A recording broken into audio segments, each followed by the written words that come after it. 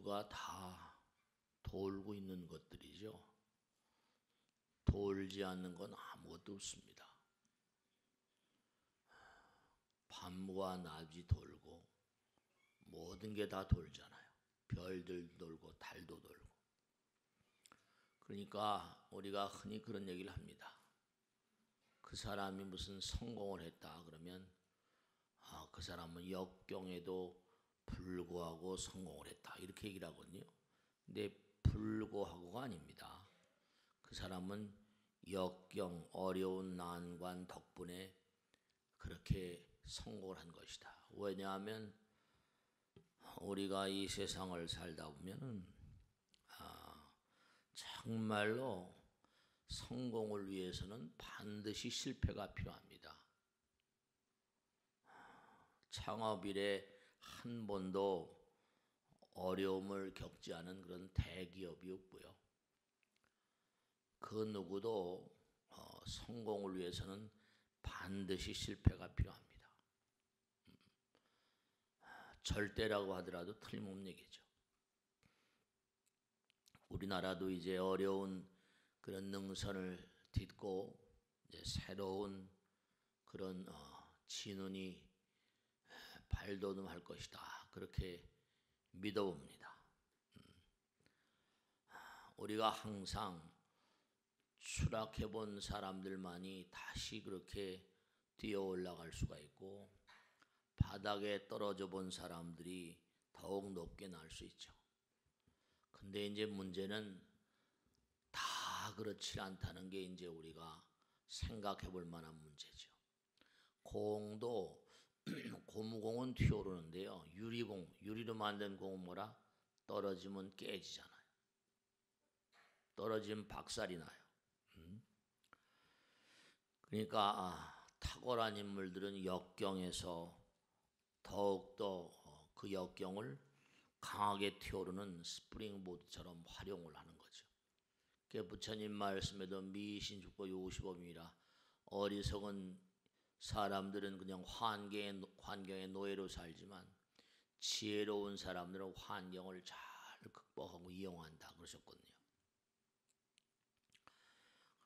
우리가 세상을 살면서 평탄한 삶을 산 사람들은 절대로 커다란 업적을 남기거나 이런 일들이 불가능합니다. 왜냐하면 연 같은 거 띄워보시면 아시죠? 연을 띄워볼 때 보면 역풍이 막 상대편에서 바람이 많이 불어와야지 연이 더 잘 날잖아요. 연이 더 잘 날아요. 역풍이 오히려 연에게는 뭐죠? 더욱 반가운 존재라고요.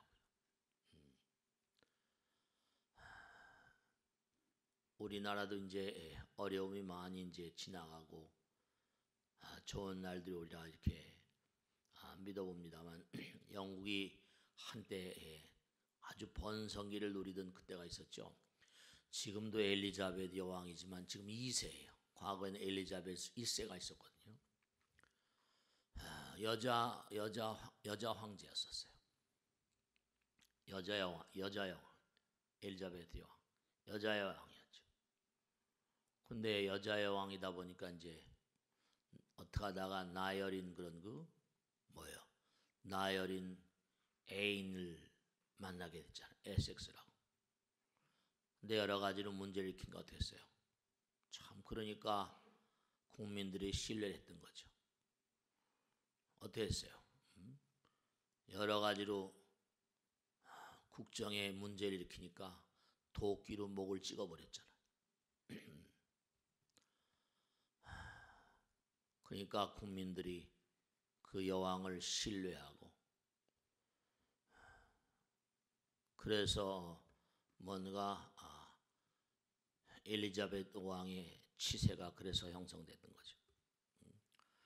그러니까 모든 그런 크고 작은 어떤 시련들을 성공을 위한 도약의 발판으로 그렇게 삼아야만 되는데요. 어려움이라는 것은 그 자체가 항상 문제가 아니라는 거죠. 결국 그것을 어떻게 잘 처리하냐는 사람에 달린 문제라고 합니다. 사람에 달린. 극복할 수만 있으면 너무나 좋은 거죠. 근데 극복할 수 있느냐 없느냐, 이제 이게 이제 굉장히 중요한 문제인데요. 약점을 뭔가 강점으로, 어려움을 잘 활용할 수 있는 사람. 뭐 해리포터라나요? 그 써가지고 세계적으로 돈을 많이 번 작가가 있잖아요. 이 사람은 남편과 이혼을 하고 아기 하나를 데리고 나와서 혼자 사는데 먹고 살기가 막연한 거예요. 그래가지고 아기에게 얘기를 해주면서 아비 없이 키우니까요. 그러다 퍼뜩 생각난 게, 머릿속에 생각이 계속 뭔가 이렇게 굴러다니니까 자기 아기를 위해서 뭔가 얘기를 해주는 그 예의거리가 혹시나 싶어서 원고를 써가지고 출판사를 보냈는데, 그게 이제 히틀치기 시작하면서 조앤 롤링이라는 이름이 세계적으로 그렇게 이름을 얻게 됐죠.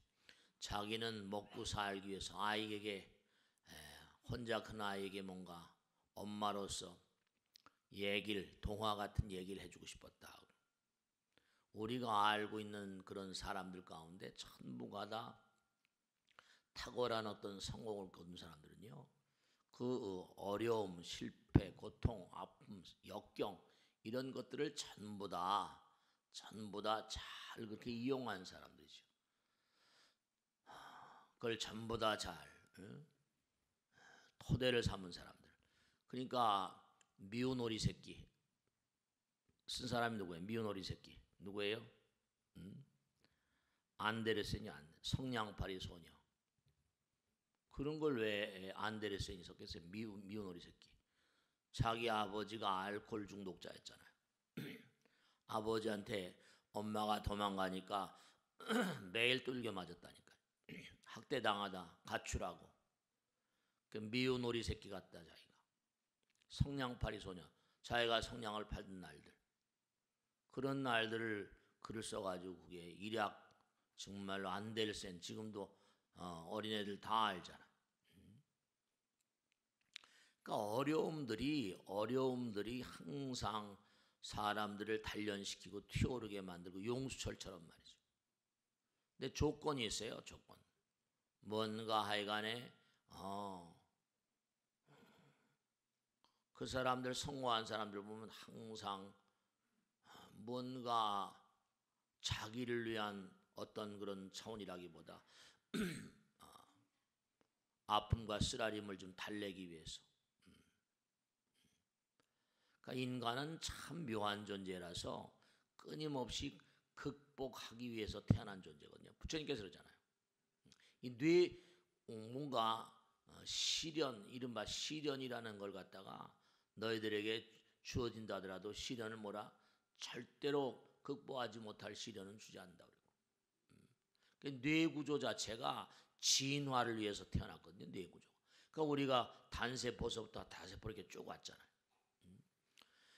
그 인류 역사를 가만히 봐도 옛날에 우리 이제 걸어 다니면서 말을 이용하기 전에는 어땠어요?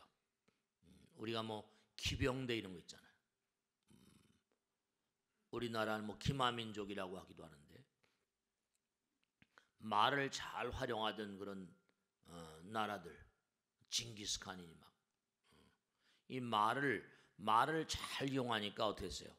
시간과 공간이 많이 단축되죠. 그러니까 그걸로 세계를 정복해버리고. 말이 참 큰 역할을 했거든요. 그러니까 몽골은 그 고원에서 전부 다 말을 키우는데 능하다 보니까 그 힘으로, 말의 힘, 그 다음엔 또 무슨 그러면서 이제 또 말의 힘 때문에 인류가 한바탕 또 소용돌이를 치르고, 그 다음에 또 기차가 나왔잖아요. 기차가 나오니까 더욱더 뭔가 시간과 공간이 단축되고, 자동차가 나오고, 그 다음에 이제 뭔가 무슨 인터넷 같은 게 나오고 그 전에 또 인쇄술 같은 거, 그 인쇄술 같은 게 나오면서 그게 1400 우리나라가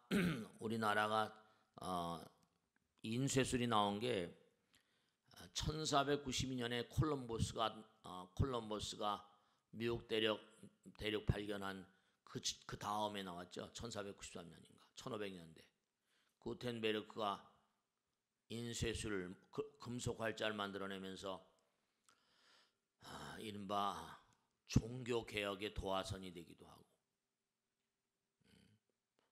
전 세계 문명의 문과안이 한 차원 업그레이드 되기도 하고 자꾸만 우리 인류 문명은 뭔가 계속 진화해 오는데 진화할 때마다 한번 진화할 때마다 이렇게 많은 그런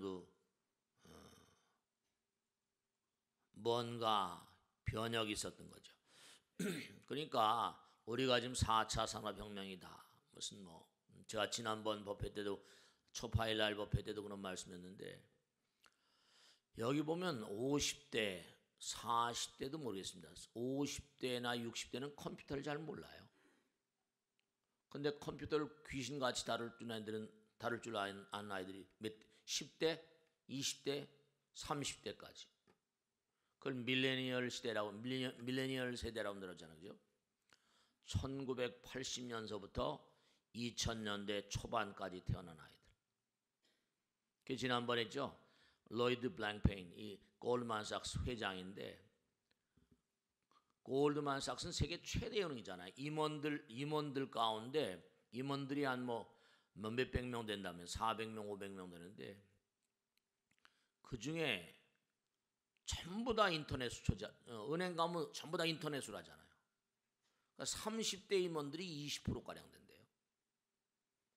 그리고 그 수치를 보니까 그 골드만삭스 직원들 가운데 3만 8천 명인데 2만 한 5천 명가량이 20대, 30대래요.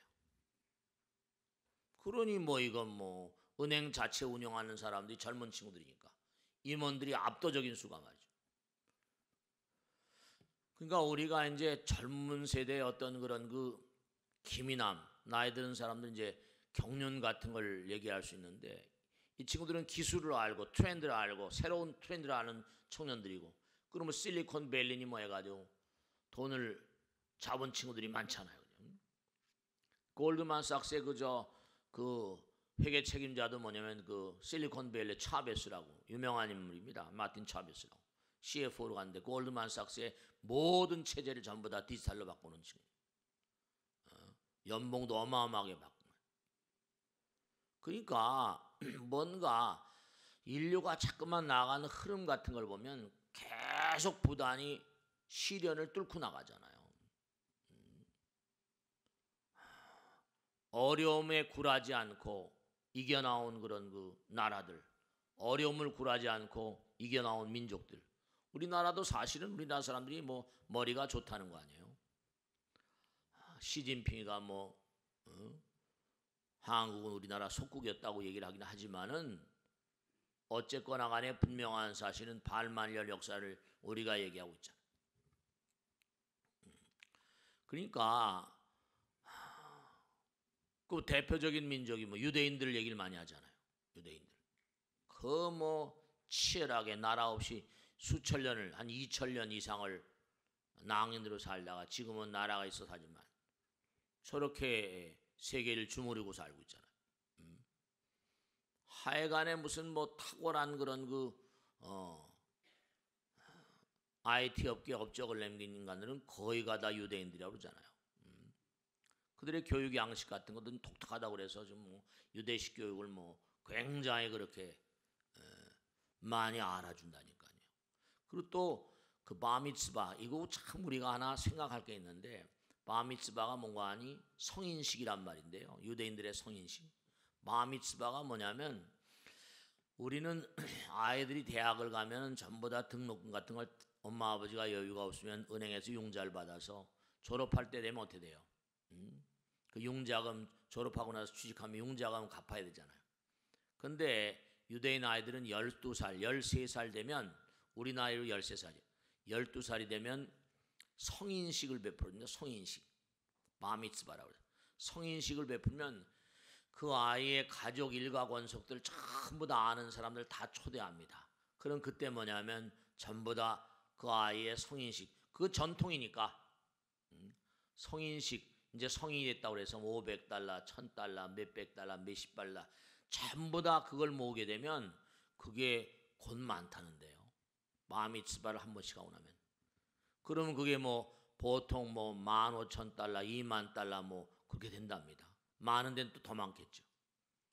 그럼 그 돈을 이제 아이하고 이제 뭔가 하니 계속 아이 돈이니까 이걸 어떻게 이제 굴려갈 것인가. 항상 아이에게 그런 교육을 시킨다는 거예요. 돈 교육을. 뭐 주식에 투자한다든지 뭘 한다든지. 그래서 그걸 이제 계속 그러니까 어렸을 때부터 그런 데 관심이 있을 수밖에. 당연하잖아요. 그 금융의 귀재들이 전부가 다 그냥 막 유대인 출신들이 어렸을 때부터. 그러니까 살벌한 그런 그 유대인들의 삶을 그런 차원으로 전부 다 뭔가 승화시키는 어려움, 우리 국민들도 뭔가 하니 여러 가지 어려움을 뭐 수도 없이 많은 어려움을 겪어 나왔지만 아마 또 앞으로 분명히 잘 이겨나갈 것이다. 저는 확신을 합니다. 그러니까 이제 다만 이제 문제가 되는 건 뭐냐면 우리가 어려움을 극복하는 데는 뭔가 아니요. 꼭 필요한 게 어려움을 극복한 사람들의 특징 뭐겠어요? 그들의 특징이 이스라엘 민족 같은 사람들은 신앙이죠. 신앙. 믿음 같은 거. 또 뭔가 어떤 극복하려면 누군가 자기를 뭔가 끊임없이 후견해 줄 수 있는 어떤 사랑의 마음을 가진 사람들. 다른 게 아니라 광명이죠. 사랑은 광명이니까. 뭔가 그러니까 유대인들은 가정을 정말 소중히 여기죠. 가정을 소중히 여깁니다. 우리나라 사람들도 가정을 좀 소중히 여기나.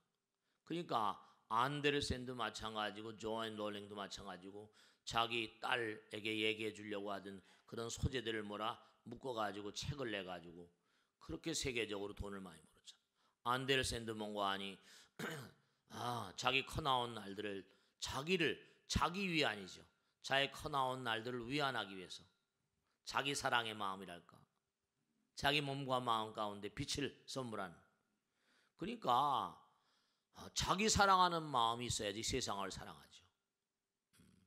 뭔가 이 사랑이라거나 광명이라거나 요즘에 말이죠. 여러분들 참 정말 묘한 게 많이 있는데 제가 이제 불교를 하면서 보다 보니까 이렇게 뭐 여러 가지를 보다 보니까 참 묘한 게 말이죠. 여러분들 지금도 우리가 저 넓은 땅 같은 데 가다 보면 왜 이렇게 뭐라 그러니까 태양에서 빛을 받아서 전기 발전하잖아요. 그죠? 태양에서 뭔가 그 빛을 받아서 전기를 발전한 시스템을 생각을 해가지고 미국에서 지금 성공한 거예요. 왜냐하면 이제 IT 시대니 뭐 IoT니 해가지고 사물 인터넷이 하다 보면 우리가 핸드폰 지금도 스마트폰 같은 게 전기 그냥 뭐죠? 다 쓰면 띨랑띨랑 이제 충전하시오 이렇게 나오잖아요. 어떻게 하든지 이게 뭐 방법이 있을 것이다 그래가지고 메모리를 빛으로 그렇죠? 이제 앞으로 머지않은 장래에 빛으로 뭔가 충전이 되는 스마트폰이 나올 겁니다. 지금 그게 일부 성공했다는 거예요. 메모리 같은 것도 전부 다 빛으로 전부 다 구동이 되게. 그러니까 빛으로 하면 건전지가 필요 없잖아요. 그 당연히 뭔가 태양을 받아서 전기를 뭔가 하니 발전시킬 바에야 태양을 받아서 뭔가 홀뮴이라고 하는 원자번호 67이라든가 그런 걸 개발해 가지고 그러니까 페라데이 법칙이라고 해서 우리가 있지 않습니까? 왜 전기 자기 힘해 가지고 페라데이 법칙 플레밍 법칙 하는 것처럼 그래서 뭔가 그 두 개의 어떤 그런 그 자석을 통해서 가운데 놓으면 자성체가 이렇게 뭔가 도는 것처럼 모다 역할을 하는 그런 걸 지금 이제 원자에 스핀이 있는 거예요. 원자 단위로. 그래가지고 지금 메모리도 빛으로 구동시키는 시스템을 지금 개발해내고 있습니다. 그러니까 빛이 정말 빛이 뭔가 전기를 발생시키는 거예요. 당연하겠죠. 이제 앞으로 얼마나 지나게 되면 이제 공연히 무슨 전기를 충전하고 배터리 충전하고 이런 시대가 이제 가버릴 것이다. 그렇게 예측을 합니다. 원자 한 개로 뭔가 아니 전부 다 전력을 뭔가 충당할 수 있는 빛으로 우리가 전부 다 빛으로 사는 것처럼 가만히 보면요. 우리가 지난번에도 말씀드렸지만 사랑은 모든 걸 하나로 만드는 위대한 힘이잖아요. 사랑은 모든 걸 하나로 만드는 위대한 힘. 그러면 하나가 되는 거란 말이죠. 여러분이 원리를 잘 아셔야 됩니다. 제가 지난번인가 언제 말씀드렸죠? 항상성이라는 거. 우리 몸의 세포들은 전부 다 뭐라? 증식 속도가 일정하다 그랬잖아요. 그죠? 하나란 말이에요. 하나는 사랑이기 때문에 사랑에 문제가 생기면 항상성이 깨집니다. 여러분이 항상 정말 아내를 사랑하고 가장 가깝잖아요. 남편을 사랑하는 그 마음, 아이들 사랑하는 그 마음이 나를 살리는 거예요. 주변 사람들을 살리는 그 마음이 나를 살리는 거라고. 사랑이라는 게 이른바 하나인 마음이고 이제 변덕이 많아서 문제가 생겨요. 변덕이. 사랑하는 마음. 왜 신앙이 우리를 살리는가? 왜 부처님을 사랑하는 마음, 하나님을 사랑하는 마음? 하나. 그러니까 내 마음 가운데 빛이 충전되니 부처님 광명이시니까 불성 광명, 진리 광명 그러잖아요. 그러니까 사랑이라는 건 하나니까 이른바 예전에 말씀했죠, 그죠? 호메오스타시스, 항상성. 우리 몸의 세포들이 아주 증식 속도가 일정하다, 대단히 일정하다. 일정한 정도는 하나라는 거 아닙니까? 하나는 사랑이니까 하나, 사랑도 하나, 진리도 하나, 법도 하나. 그러니까 진리성과 법성이 충만한 사람들은 항상성이 깨질 수가 없죠. 그러니까 암이 걸린 분들은 거의 대부분이 뭐라? 다른 게 아니에요. 암이라거나 질병에 걸린 분들은 죄 없이 뭔가니 항상성이 깨져 있으니까 사랑에 문제가 있거나 법성에 문제가 있거나 문제가 있는 사람이라니까요. 이렇게 법당에 나오시는 것도 이것도 대단히 중요한 일이야. 뭐 삼보라고 하는 것처럼 불법성 삼보잖아요. 불이법이요 법이 불이나 또 그걸 받아가지고 또 이렇게 전파하고 생활하고 지난번에 말씀했죠. 암과 삶이 하나가 돼야 된다. 공부를 하게 되면 이게 실천이 되고 뭔가 들은 것이 또 뭔가 아니 그래도 실천하려고 애쓰시니까. 그러니까 호메오스타시스 항상성을 강하게 만들 수 있는 위실력 그건 진리의 힘이고 사랑의 힘이거든요. 실제로 하와이에 가면 카와이 섬이라고 있는데 아주 고립된 섬이랍니다. 고립된 섬인데 그 고립된 섬에 사는 사람들 가운데 마약 중독자, 알코올 중독자, 범죄자들이 하도 많아가지고 미국에서 유명한 학자들이 카와이 섬의 현상을 좀 조사하려고 60년 가까운 세월 동안 조사했습니다. 근데 참 묘한 게 그러니까 너무너무 고립된 삶에다가 어렵고 힘들고 막 좀 외진 고립된 섬이다 보니까 육지로 나가기도 힘들고 범죄자들이 많고 알코올 중독자들이 많고 근데 이상하게 학교에 작지 않은 섬인가 몇천 명 살았던 모양이에요. 근데 그 마을 출신 아이들 가운데서 뭔가 하니 한 700명인가 아이들이 있는데 700명을 뽑아가지고 그 아이들이 어떻게 성장하는가를 다 조사했더니 3분의 1 정도 한 3분의 2는 아주 어렵게 막 되고 3분의 1 정도가 그래도 쓸만하게 크는데 그 중에도 뭔가 하니 미국 대학교 시험 같은 걸 봐서 합격해서 본토로 장학금 받고 간 애들이 있더라는 거예요. 그런 애들 집중적으로 조사하니까 전부 다 엄마 아버지 이혼하고 다 이혼했는데 그래도 뭔가 그런 친구들을 조사하다 보니까 할아버지나 할머니나 그러니까 아버지 어머니가 다 이제 헤어지고 막 그러니까 할아버지 할머니가 그래도 사랑으로 키운 아이들 카와이 리포트라고 유명한 리포트입니다. 이거 돈도 많이 들여가지고 60년간 조사한 리포트입니다. 사랑이라는 게 그 아이들을 살리더라는 겁니다. 그러니까 중요한 거는 예전에 우리 선조들은 뭡니까? 그냥 여러 가지로 수명도 짧고 먹고 살기 힘들고 요즘엔 그래도 영양 같은 게 좋잖아요. 건강에 대한 관념도 좋고 그리고 그보다 더 뭐냐면 정보가 풍부하잖아요. 지식이 풍부하고 뭐 몸에 좋다 몸에 나쁘다 이러면 나쁘다 이런 좋다는 거예요. 그리고 또 예전과 달라서 이제 무슨 뭐 종교기관도 뭔가 아주 대단히 많이 생겨나고 어쨌든 종교기관이 제국시를 하냐 뭐라나 하더라도 어쨌든 간에 말이죠. 그러니까 부처님께서도 항상 해야 되는 게 있다. 항상 해야 되는 게 6가지 랬잖아요. 염불항상해라. 육념심이라는 게 있죠. 생각에 항상 해. 생각 항상 해야 된다 그러죠. 염불, 염법, 염승, 염계, 염시, 염천. 항상 해야 된다. 생각마다 항상 염불하고 염법, 법을 생하고 염승, 스님을 따라서 열심히 공부하고 염계, 계를 잘 지키고 염시, 남에게 베푸는 마음을 가지고 염천, 하늘을 두려워하고 항상 그런 마음으로 살아야 된다. 호메오스타시스예요. 사랑을 먹는다는 건 다른 걸 먹는 게 아니라 부처님을 먹는 거라는 거예요. 부처님을 먹는다는 거예요. 하나님을 먹는다는 거니까. 사랑을 먹게 되면 스트레스라거나 모든 게 다 어떤 역경이라거나 어려운 가운데 면역성이 생기는 거죠. 그러니까 법이 불이요 불이 법이니까 법은 사랑이죠. 부처님 사랑이고 자비니까. 그러니까 하나가 되면 하나는 뭐예요? 둘이 아니잖아요. 둘 사이에는 시간 공간이 있지만 하나는 뭐라? 하나는 영원이니까. 끊임없는 사랑을 내가 펼치고 사랑을 주고받는 사이.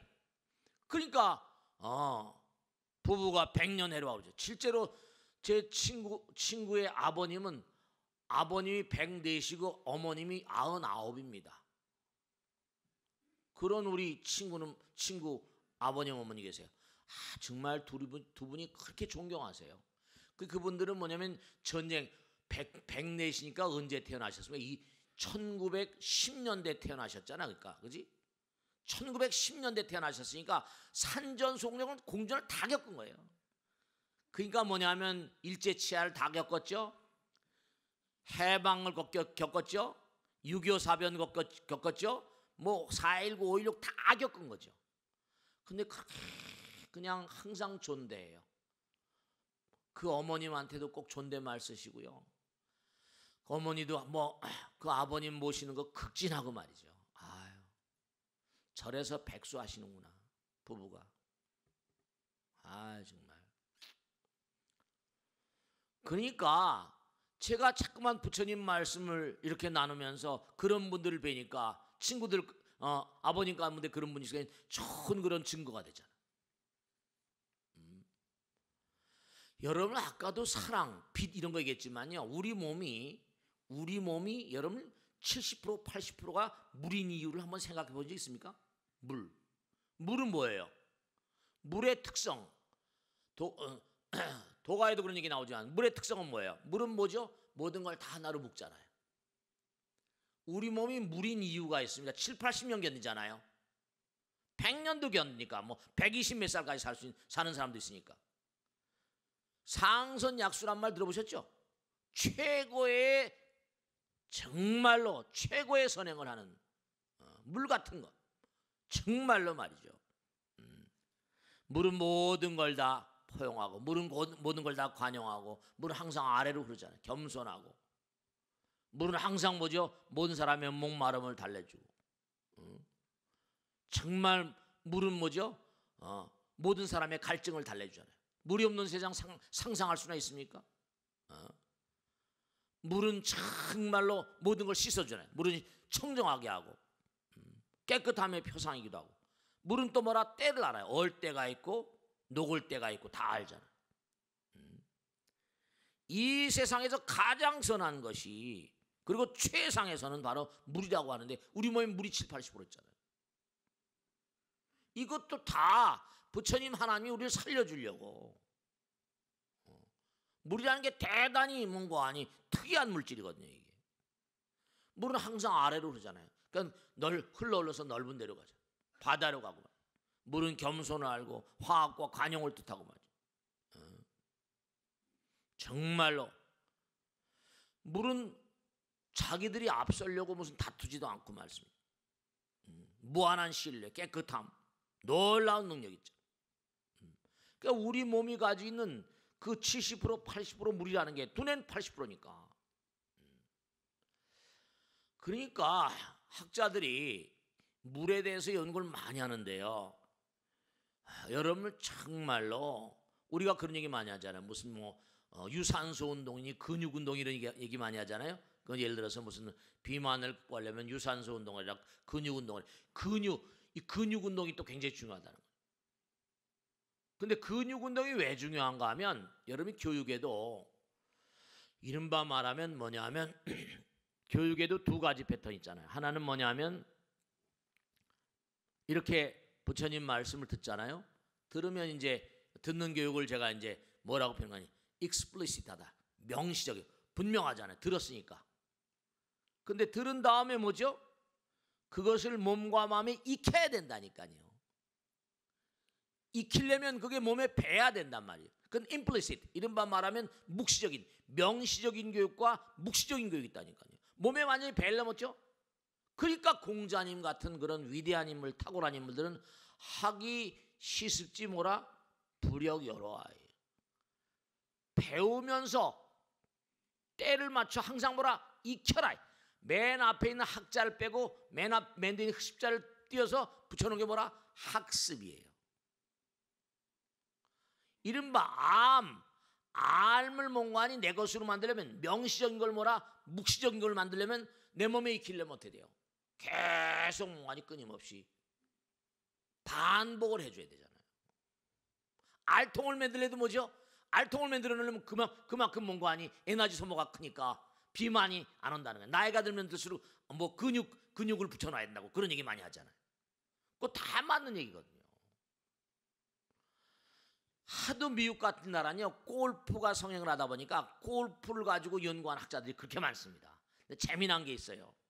뭐냐면 골프를 처음 치는 아마들하고요, 아마추어하고 프로들하고 골프를 때릴 때 두뇌의 몽관이요, 두뇌가 활성화되는 부위가 다르답니다. 그 이상 똑같은 골프를 치는데, 근데 왜냐하면 골프를 칠 때 팔은 어떻게 하고 몸은 어떻게 하고 그 처음 배우니까 뭐라 그거 따지다 보니까 정신이 없으니까 말이죠. 두뇌가 복잡한 거예요. 생각이 많은 거예요. 그러니까 두뇌가 활성화되는 부위가 전혀 다른데 프로가 딱 되면 뭐죠? 몸에 이거 있잖아요. 전혀 이거 있는 부분이 다르기 때문에 두뇌 활성화되는 부분이 전혀 다른 거예요. 암하고 프로가 달라요. 이름이 암과 배움, 이른바 말하면 명시적인 이렇게 그냥 배우는 거와 익히는 건 전혀 다릅니다. 익혀야 돼요. 몸에 익어야 돼요. practice. 연습이 대가를 만든다. practice makes sense. 연습을 해, 연습을. 자꾸만 익혀야 돼요. 그러니까 아마추어들 두뇌 이렇게 딱 찍어보면은 아마추어들은 뭔가 이게 이렇게 치는가 저렇게 치는가 막 하다 보면 짱굴 돌리다 보니까 그게 머리가 복잡한 거죠. 근데 오래 치다 보면 아주 오토처럼 날아가잖아. 두뇌 전혀 다른 부위래. 그러니까 뭔가 하면 암과 삶이 하나가 돼야 되고 학이 시습지 부러겨라. 배움과 명시적인 교육과 묵시적인 몸에 딱 배는. 그러니까 부처님 말씀도 몸에 배야 돼요. 몸에 배야 돼요. 수련을 딱 시켜보면요, 뭐니 해도 법당에 오래 나온 사람들이 몸에 배서 그런지 뭘 하더라도 빨리 이런 수련 같은 게 익혀지더라고요. 왜냐? 몸의 70%와 80%가 물이니까. 물은 뭐예요? 물은 정보를 다 먹거든요. 절 한 번 하고 염불 한마디 하고 법문 한 자락 듣는 게 그게 다 물에 녹아요. 물에 녹습니다. 요즘에 학자들은 우리 인간의 기억 능력이 전부 다 물에 녹. 그러니까 물은 모든 걸 알고 있다고 그러잖아요. 그런 책도 나와 있죠. 물은 모든 걸 알고 있다. 실제로 그렇다. 물에다 대고 뭐죠? I love you 이렇게 한마디 안 가고 I dislike 널 싫어해 이거 해놓은 거하고 물 분자 구조 자체가 달라진대요. 그 사랑 정말 부부가 사랑하는 그 가정, 진짜 부부가 사랑하지 않고 불화하는 그런 가정은 정말 그 곤란합니다.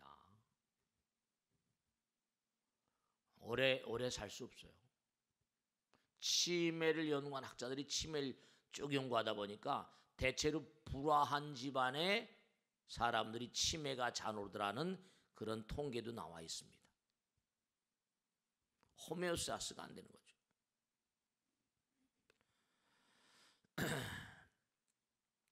우리 얼굴을 가만히 보면요, 안면신경이 뇌와 직결되어 있는데요. 듀센 미소라고 그래가지고 사람이 정말 그냥 포복절도할 때 그냥 즐겁게 웃을 때 그 웃는 거하고 그다음 그냥 억지로 웃는 거하고 전혀 다르잖아요. 얼굴 신경이 뇌와 직결되어 있기 때문에 이른바 관상을 본다는 것이 그게 크게 무슨 뭐 관상이 맞냐 틀리냐 떠나가지고 얼굴에 어떤 그런 그려 있는 어떤 그림 같은 것들이 그 사람의 운명과 굉장히 그러니까 미간을 많이 찌푸리고 하다 보면 운명이 가다가 무너진다는 거예요. 실제로 말이죠. 그러니까 우리가 삶을 도모하면서 모든 것들이 다 우주의 원리 따라 존재해요. 그 원리에 우리가 동참해야 돼. 법에 동참해야 돼. 부처님 가르침에 동참해야 돼. 가능한 한 말이죠. 환한 미소를 띠시고 항상 긍정적인 미소를 띠시고 부정적인 어떤 그런 자세 같은 게 말이죠.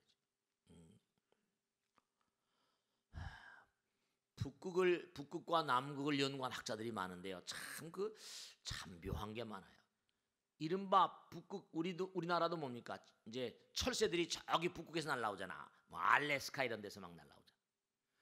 근데 이 새들이 왔다 다시 또 올라가잖아요. 그죠? 추우니까 내려왔다 다시 올라가잖아요. 그죠? 그러면 그 새들이 전부 다 와가지고 똥을 얼마나 싸는지 북극의 몽관이 똥이 그렇게 이 새들의 철새들의 똥이 한두 어마어마하다는 겁니다.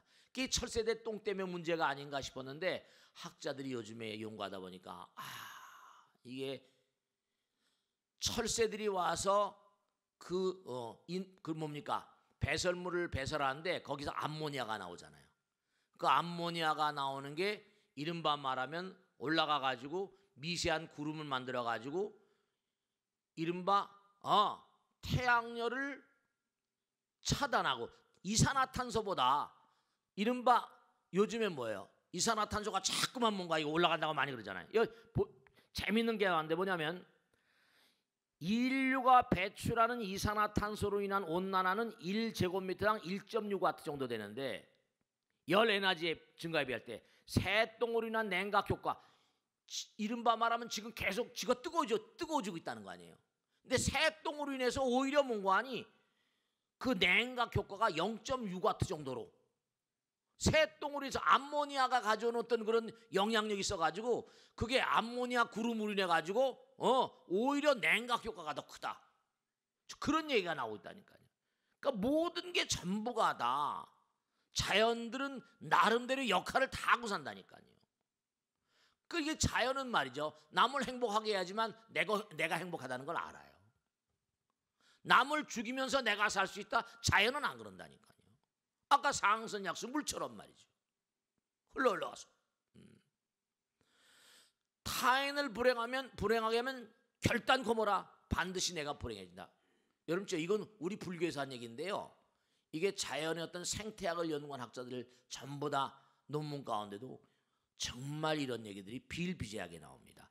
긍정적 우리가 남을 배려하고 뭔가 긍정적으로 보세요.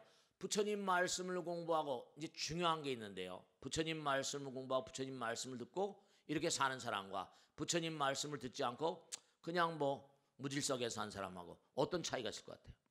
부처님 말씀을 듣는 사람은 그래도 뭔가 하니 내가 뭔가 함부로 살면 이게 올바른 길이 아니지. 이런 생각으로 사니까 법을 따라서 도를 따라 사는 사람들은 뭔가 하니 부처님 경에 보면 호법 선신들이 가호한다고 나오잖아요. 근데 함부로 아무렇게나 막 살게 되면 어떻게 된다고 했어요? 악귀가 엄습을 한다는 거예요. 그게 종교에 등장하는 얘기잖아요. 그죠? 그런데 우리가 법 따라 도 따라 살면 남에게 해악을 끼치는 게 덜 하잖아요. 해악을 끼치지 않고. 남에게 해악을 끼치는 사람은 복 받는 거죠. 호법 선신들이 가호하는 건 똑같은 거. 주변에 있는 모든 사람들이 뭔가 하냐? 그 사람 옹호하는 거고. 옹호 성중들인 거고. 내가 법을 따라 살지 않고 함부로 막 사는 사람들, 남에게 해코지하는 수가 많잖아. 나만 잘 먹고 잘 살면 되지. 그게 안 되는 거죠.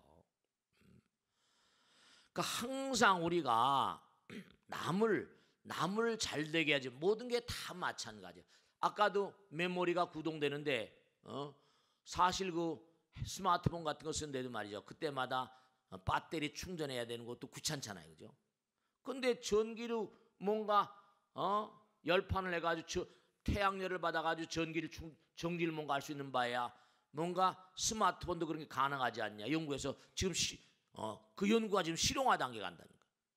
그것도 가능하다는 거예요. 이 우주는 빛이 없으면 살 수 있다 없다? 빛이 없으면 살 수가 없잖아요. 공기가 없으면 살 수가 없고.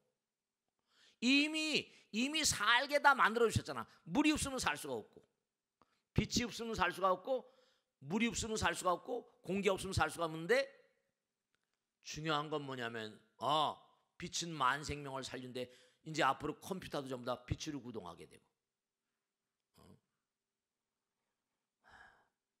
물도 뭔가 하니 결국은 뭐야? H2O니까 허공 공기로 되는 거니까 뭔가 우리가 삶을 살아가는데 이 우주의 법을 정말로 과학도 법 아니에요, 그죠?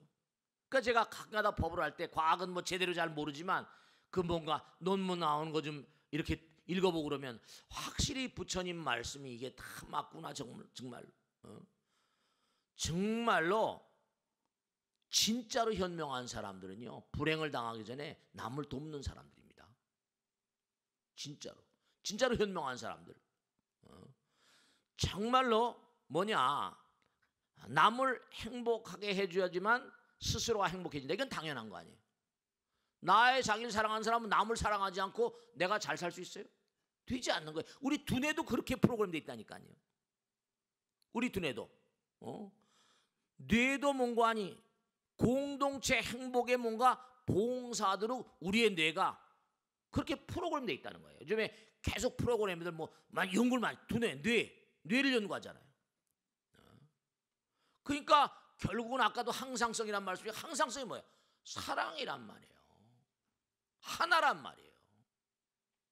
그러니까 내가 혼자 탐욕스럽게 막 남의 걸 끌어들이고 이런 타인을 불행하게 하면서 자기 욕심만을 탐욕스럽게 채우는 사람은 반드시 불행해지죠. 그러니까 암이 걸리고 그러잖아요. 그러니까 결국 부처님법이라는 게 자연과학에서 말하는 법과 거의 차별이 없다니까요. 따지고 본다면. 그러니까 항상 긍정적으로 모든 걸 긍정적으로 받아들이는 사람들, 그런 사람들이 많은 사람의 환영을 받잖아요. 그러니까 부처님 말씀대로 어떻게 생각하세요? 긍정적으로 사는 사람과 부정적으로 사는 사람들. 긍정적으로 사는 사람들은 항상 긍정적으로 모든 걸 보니까 주변에도 사람들이 많이, 친구들도 많을 수밖에 없죠. 항상 부정적으로 비판하는 사람들, 그 사람 주변에 사람도 별로 꼬이지 않잖아. 항상 모든 걸 수용하고 관용하는 사람들. 우리 몸에 있는 물이 뭐죠? 물이 항상 모든 걸 수용한다고 그랬잖아요. 우리 몸에 물이 7, 80%라니까요. 물 분자만 98.8%래요. 미량의 광물질들이 있고 몸이 다 물로 돼 있어요. 뼈다고도 그건 물이지 뭐예요. 물은 모든 걸 포용하잖아요. 그러니까 두뇌도 그렇게 시스템이 짜져 있는 거예요. 두뇌조차도, 뇌조차도 하나가 되게. 그러니까 나만 잘 먹고 잘 살고 하면 치매 오거나 암이 오는 거예요. 뇌를 잘못 쓰는 거죠. 항상 긍정적으로 뭔가. 그러니까 우리가 삶을 살아가면서 언제 어떤 경우라 하더라도 정말로 그 어려운 상황 가운데서도 아까 말씀했죠. 어려운 상황 가운데서도 다시 도약해서 일어나는, 다시 비상하는 사람들 보면 항상 어떤 사람들이에요? 뭔가 믿는 구석이 있는 사람들이죠. 뭐 믿는 구석이 있으니까 그런 얘기 하잖아요. 소돔은 비벼될 뭐가 있어야 된다고. 그러니까 뭔가 믿는 구석. 네. 고진멸도 사성제가 부처님께서 말씀하신 최초의 법륜, 이른바 초전법륜이라고 그러거든요. 그러면 이 고진멸도 사성제만 잘 여러분들이 생각하셔도 정말로 이건 엄청난 거예요. 네가 지금 받고 있는 고통 있잖아. 그 네가 과거에 지은 거 아니냐. 그럼 네가 찬연한 미래를 원한다면 지금 해야 될 일이 있다 이거거든요. 자, 중요한 게 있어요. 제가 이제 벤치에 이렇게 있다가 벤치에 이렇게 해서 누워서 책을 보다가 껄떡 졸았어요. 근데 탁 누가 날 때리는 거예요. 누구야? 보니까 그 벤치 위에 감나무에 감이 그냥 저절 떨어진 거예요. 그러면 감한테 성질낸, 중요한 건 뭐냐면 똑같은 거예요. 내가 배를 이렇게 타고 가는데 누가 탁 뭔가 탁 받치는 거예요. 보니까 누구야? 보니까 뒤에 배가 빈 배더라니까요. 바람에 밀려온 거예요. 내가 성질을 확 내고 화를 팍 내는데 그게 배에다가 화를 낼 이유가 있습니까? 감에게다 화를 낼 이유가 있어요?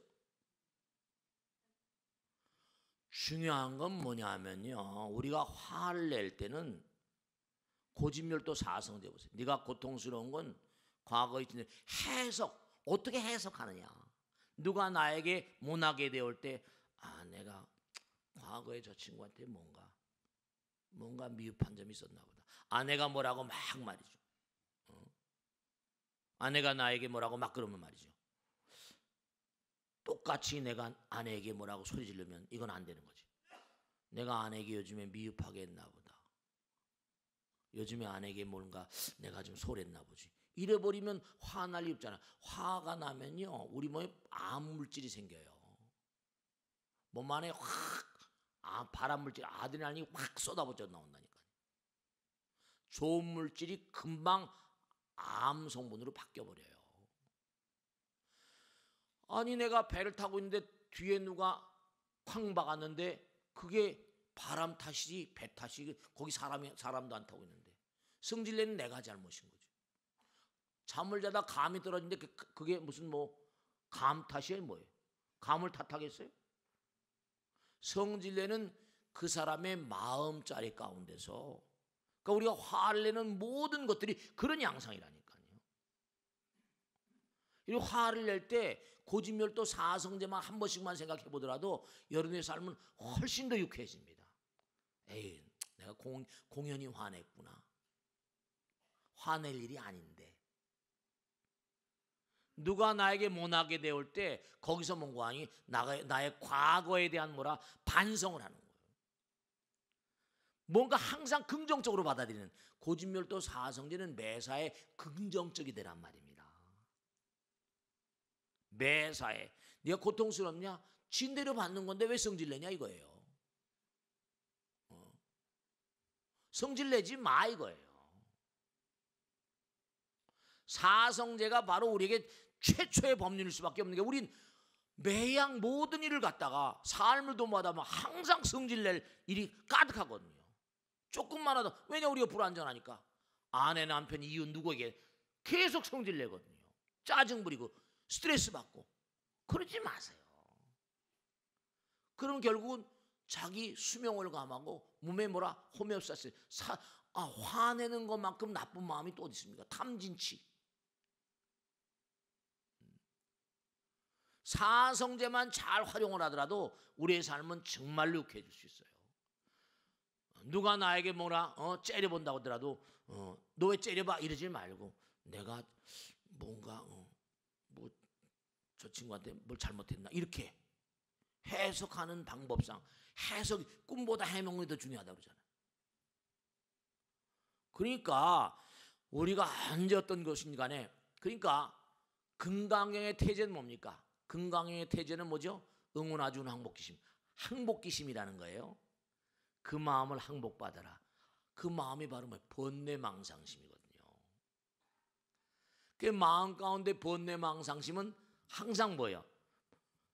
나와 남을 가르는 마음이니까 무아상, 무인상, 무중생상, 무사상 이렇게 나오잖아요. 그러니까 언제 어떤 경우를 하더라도 내가 나를 잘 조절할 수 있으면 분기탱천할 이유도 없고요. 어려움이 닥쳐온다, 역경이 닥쳐온다, 그럼 의뢰 뭐죠? 의뢰, 이건 내가 과거의 진대로 받는구나, 업장소멸이구나, 이러면 끝이에요. 좌절할 이유도 없고요, 절망할 이유도 없고요. 찬연한 미래를 원하냐? 지금 새로 시작하는 거야. 팔정도.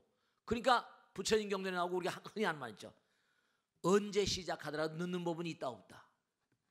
절대로 늦는 법이 없다 그러잖아요. 그러니까 여러분이 삶을 도모하시면서 언제 어떤 상황이라 하더라도 절대로, 아까 공도 말씀했죠. 고무공은 떨어지면 튀어오르지만 유리공은 떨어지면 박살나요. 그럼 뭐냐면 그 안에 뭐가 들어있어요? 공기가 들어있잖아요. 공기는 뭐예요? 부처님이죠. 유리 재질인 튀어오르잖아요, 그죠? 유리는 떨어지면 깨져버리거든. 그러니까 우리가 항상 생각할 게 뭔가 마음 가운데 부처님 말씀을 생활하는 사람이에요. 삶과 알미.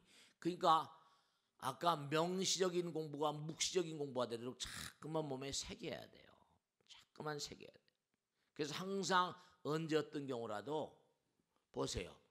우리 몸에 물이 7, 80%고 공기를 마시고 공기는 하나인데다가 빛을 매일 받고 살면서 짜증낼 이유가 뭐가 있어요? 하나 마지막으로 말씀면 구글의 경영을 뭐라 그러죠? 구글의 경영 그 원칙이 뭐냐? 펀이란 말 아주 즐거운 펀 경영이라고 그래요. 구글의 경영.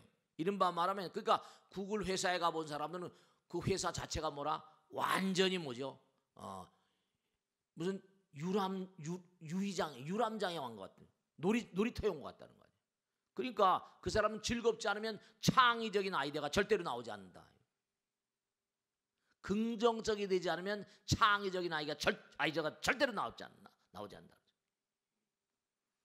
그러니까 우리가 삶을 도모하면서 항상 오늘 쭉 말씀대로 언제 어떤 경우, 우리나라도 마찬가지고 여러 가지 어려운 일들이 많고 개인도 마찬가지인데 그때마다 해석을 어떻게 하시는가. 나에게 고통이 다가왔다. 이건 내가 과거에 한 대로 받는 거니까 다시 시작하지. 이런 마음을 가지고 일어나는 사람들은 얼마든지 다시 일어날 수 있습니다. 어떤 경우를 하더라도 탁월한 인물들이 전부 다 뭐냐면 아까 말씀이죠. 역경에도 불구하고 성공하는 게 아니라 역경 덕분에 성공하는 거예요. 고통 덕분에 성공하는 거예요. 성공한 사람은 절대로 반드시 실패해 본 적이 있는 사람. 실패가 정말로, 그러니까 실패는 성공의 어머니라고 하잖아요. 어떤 역경도 곤경도 겪어내지 못한 사람들은 크게 되지가 않죠.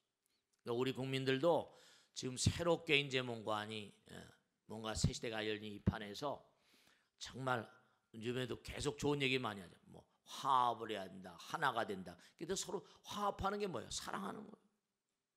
이제 정말로 동서라거나 무슨 보수 진보라거나 전부 다 하나가 좀 되는 이런 것들이 전부 다 녹아져 내려서 어차피 어떤 분이 대통령이 된다 하더라도 하나가 되지 않으면 잘 헤쳐나기 어려울 거다. 그러니까 우리가 항상 이우주가 본래 마지막으로 꼭 말씀드리고 싶은 건 이우주가 본래 몽고 아니요. 본래 부처가 되게끔 프로그램 돼 있어요. 누구나가 다 우리 두뇌 구조도 마찬가지고요. 내가 남에게 뭔가 그릇된 일을 하면 내 마음에 꺼림칙하잖아요. 내 마음자리 가운데 누구에게 뭔가 부정적인 말과 생각과 행동을 하면 마음 가운데 너 그러면 되니 하고 나에게 묻는 자가 있다니까요. 그 자가 부처님이라고 한다면 우리 몸과 마음 가운데 모든 시스템이 전부 다 뭐예요? 부처가 되도록 프로그램되어 있는 게 분명하고요. 이 우주 자체가 부처가 되도록 설계가 되어 있는 그런 세상이라고요. 그런 걸 까맣게 잊어버리고 자꾸만 사니까 병마에 노출되고 재앙에 노출되고 전부 다 나만 옳고 니는 그러고 부정적으로 살다 보니까 깨지고 망가지고 그러는 거예요. 이 우주는 정령몽고 아니 그 누구도 언제 어느 곳에 어떤 상황이 있다 하더라도 전부 다 부처의 길을 가게끔 돼 있다. 그렇게 프로그램 돼 있다. 상선약수란 도가의 글이나 부처님 말씀에 고진멸도 사성제나 운하항복기심이나 모든 게 다 전부가 다 부처가 되도록 하나가 되도록 우리 몸에 있는 항상성 모든 세포 수백 쪽에 달하는 세포가 정말 증식 속도가 일정하다는 건 사랑이 아니면 이게 깨지는 거예요. 그러니까 항상 공경하고 존경하고 서로를 사랑하는 마음 가운데 살게끔 돼 있는데 그 원칙을 무시하니까 아는 걸 삶에 녹이도록 명시적인 배움 뭐라 묵시적인 어떤 건 그런 어떤 묵시적인 어떤 그런 거 공부가 되도록 그렇게 당부드립니다. 자, 오늘 여기서 마치겠습니다. 대단히 감사합니다.